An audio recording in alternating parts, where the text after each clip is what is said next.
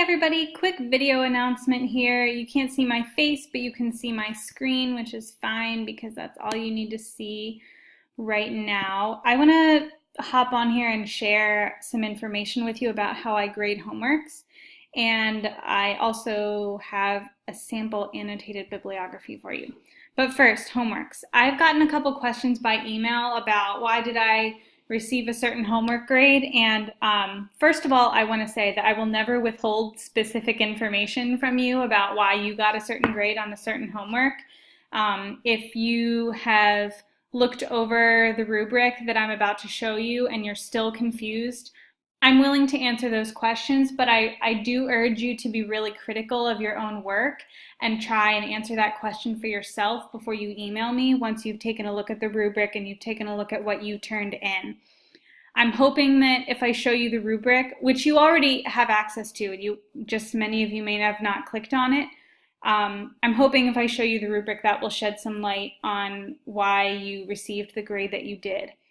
So I'll be honest, I was not overly thrilled with the homeworks for homework 1.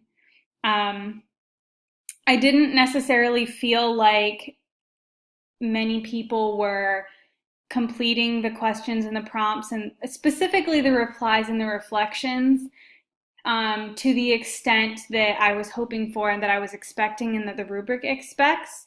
So in case you didn't notice the rubric, I want to show you how to access that. So I'm going to use Due Date 1, Homework 2, Task 2 as an example here because it has replies and reflections.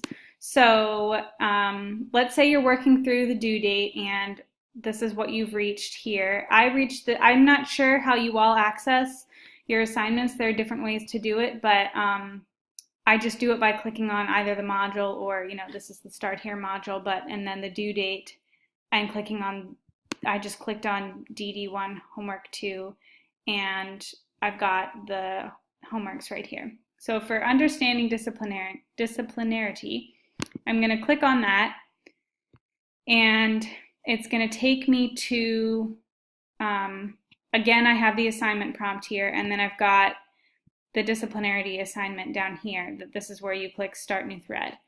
Right above that button, Start New Thread, is where it says Rubrics. Homework with replies with reflection, 4 points.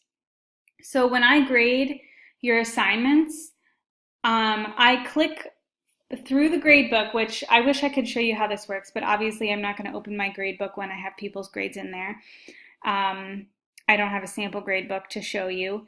But I can click directly to your reply and then it opens up a rubric for me that looks like something like this, except for I can click specific things.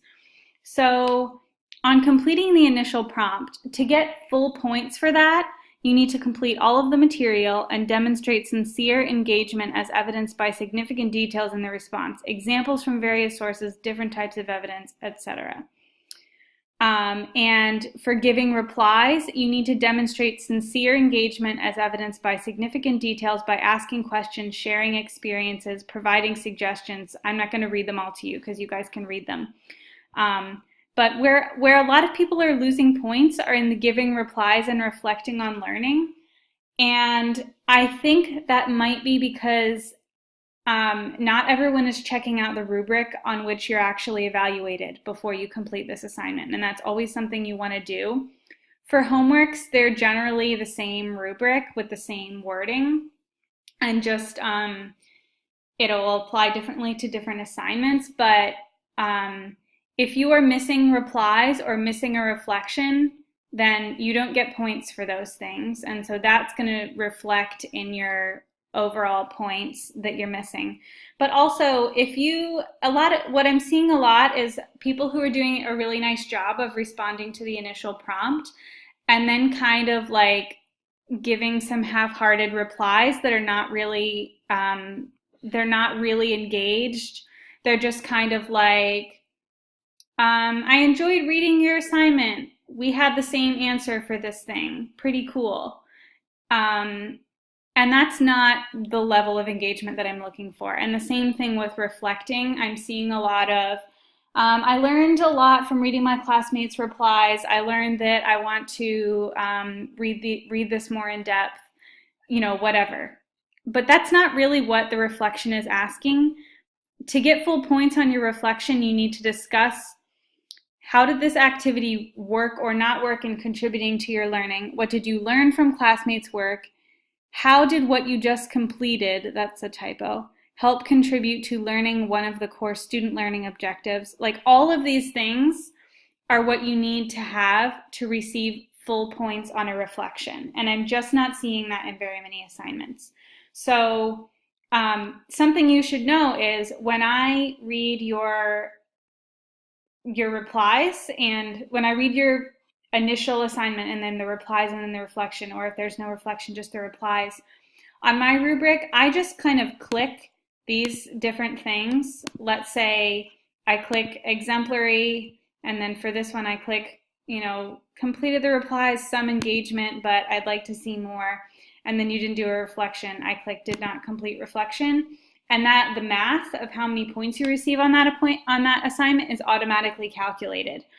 I don't know. This is all new to me, this homework rubric thing. It's new to all instructors for online courses for this fall. This is something new that we're using in the program. We're testing it out. I don't know if you can somehow see, if there's some way for you guys to access the rubric in which you can see what I've clicked. It would be great if one of you could let me know, actually, because I'm not sure what the student-facing side of this looks like. But if you can't see that, I do encourage you to evaluate your own work, and I would really like to see most of the class step it up on their giving replies and reflecting on learning. I'd like to see a lot more engagement and a lot more substantial reflection and substantial engagement with your classmates on those assignments. So if you are consistently receiving full credit or losing less, like occasionally losing less than a point on an assignment or something like that, then you're probably in good shape.